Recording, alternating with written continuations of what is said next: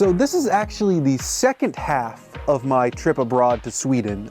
We were spending the first half of it in Stockholm, and we've just gotten up to this vacation house up in Vätö, which is up in northern Sweden. It's really interesting because it's almost like I've been getting both sides of the same coin, because I went from going through a bustling city, seeing all the touristy stuff, and now we are as remote as we could possibly get. And I gotta tell you, I am very excited to just be relaxing, and we're right on the water. It is absolutely beautiful. So I'm excited to see what the next week or so has for me. So stay tuned.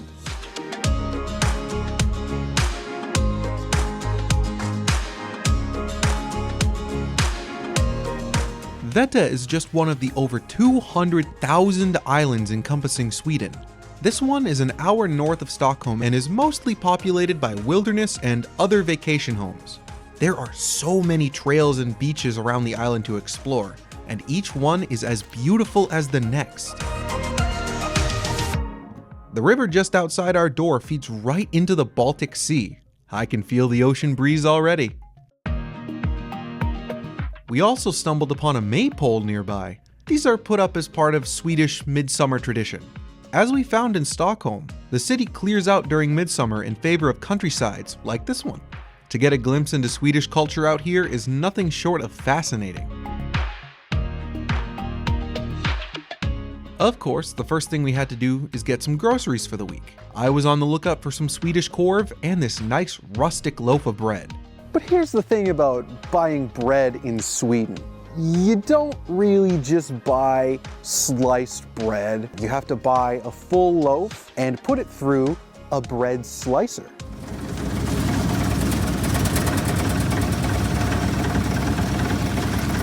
I admit, I may have been a little bit too interested.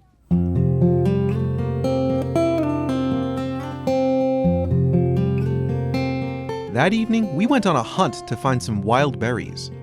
These are called Smultron, a type of wild strawberry that grows all over the island. They tend to be a little bit more tart than regular strawberries, and they're kind of adorable. I ended up going out almost every day looking for a few more ripe ones.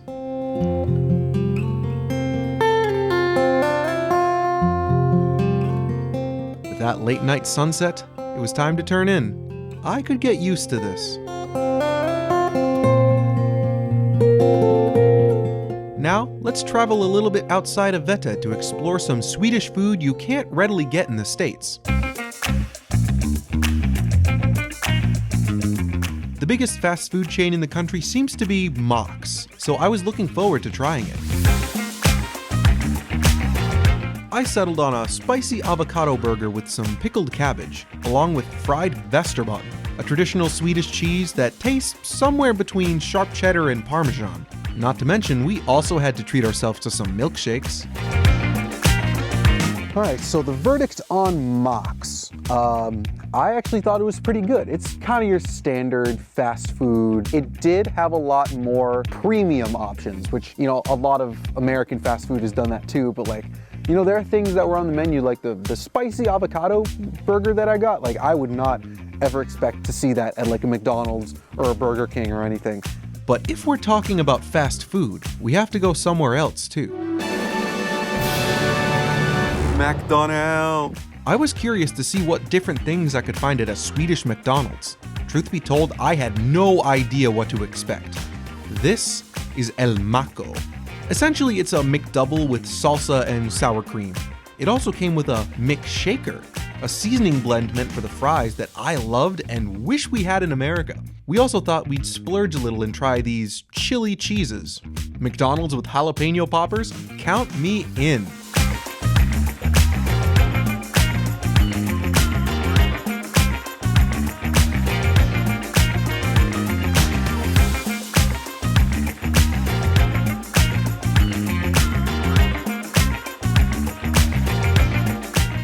All this time on a Swedish island and I haven't been on the water yet? It's about time I got my sea legs.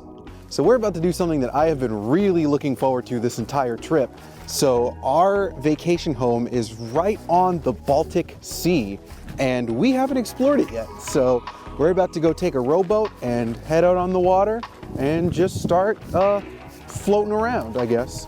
We had our own rowboat situated on the water just outside the vacation home. We decided to take turns rowing, and I got to go along for a relaxing ride along the river.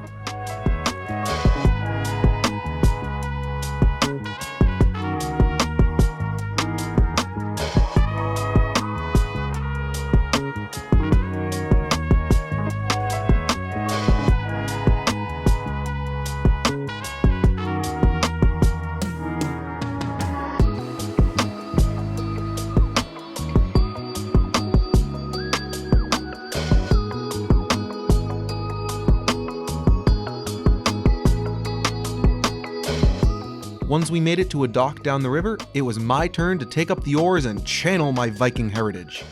This was my first time rowing a boat like this, and it wasn't going to be easy.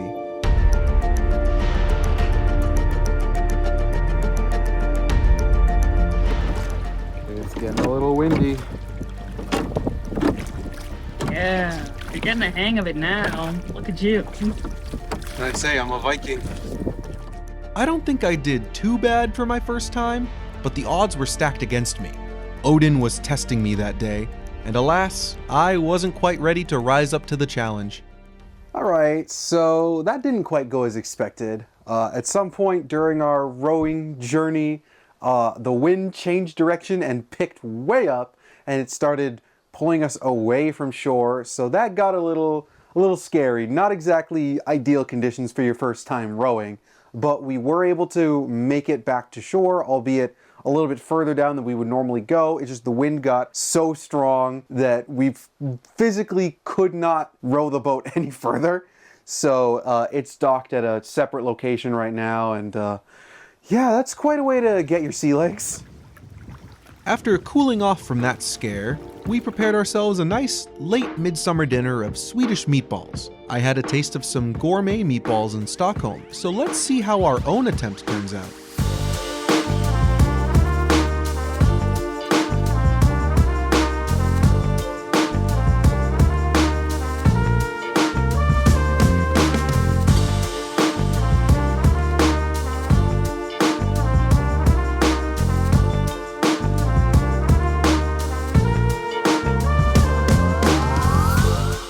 Not half bad if I say so myself. My favorite part about eating at the vacation home has to be being able to sit outside and watch the sunsets. Small moments like these made the trip a whole lot sweeter. Having a meal out in nice weather with someone you love never gets old.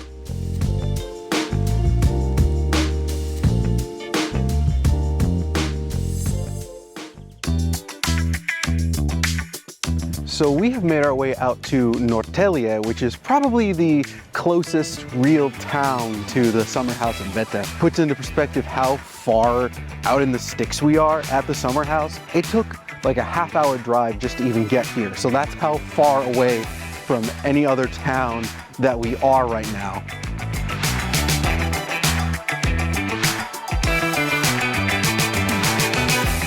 We started our day out with lunch at Norrtälje, a somewhat upscale restaurant with tables right on a canal. We both got the pear cider, which was delightful and had a really nice sparkle to it. I got the pork schnitzel with potatoes, and I was surprised to see that it came with a recipe.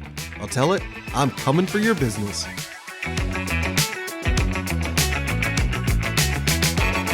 One thing that I've learned while being here is that Swedish people really like their dill. I think most meals that I've had have incorporated dill in some way.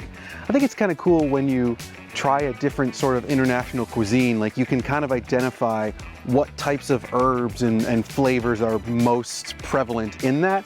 And dill is definitely one of those ones in Sweden. So this is kind of a cool thing to find out.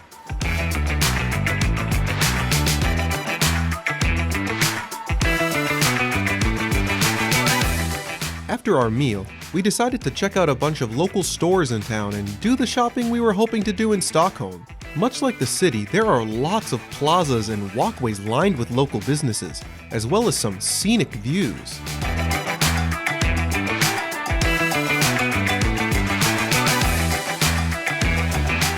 Of course, on a day like this, you can't forget to grab some ice cream too.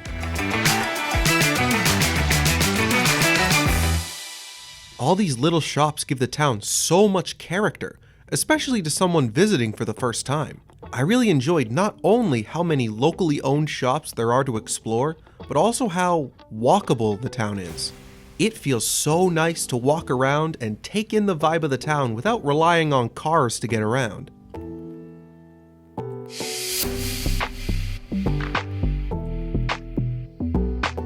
Almost all of the walkways around town have chairs and benches that encourage you to stop and relax a little. I particularly enjoyed these seats we got right along this little canal where we could take a quick rest and watch some ducks.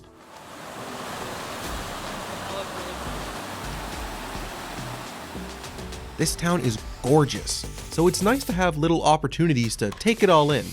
There are also plenty of art pieces to find that add a unique flair to the town. It is quite the contrast to life on Vätö.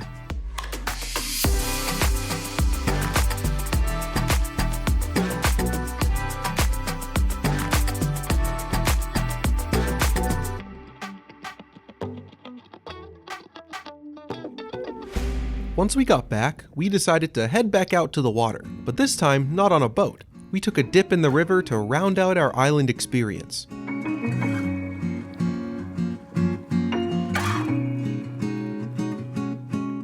While the river is about 17 meters at its deepest, we were able to wade around the edges without fear of capsizing.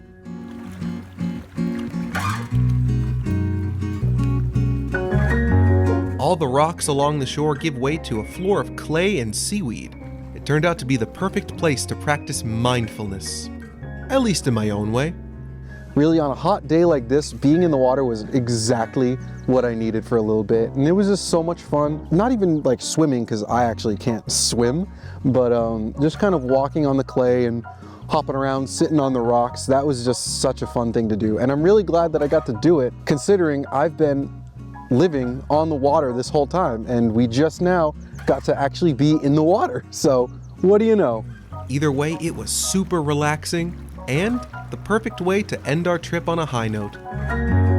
And with that, we've come to the end of our journey in Sweden. It's actually our last night, and we're flying out back to Boston tomorrow.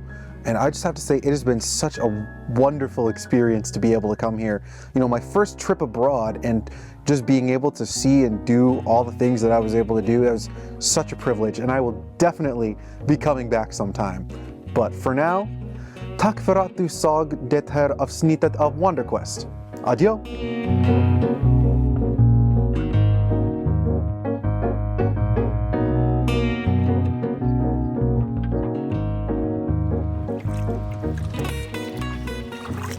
What do you do with a drunken sailor? What do you do with a drunken sailor? What do you do with a drunken sailor early in the morning? Shave his belly with a rusty razor. Shave his belly with a rusty razor. Shave his belly with a rusty razor early in the morning.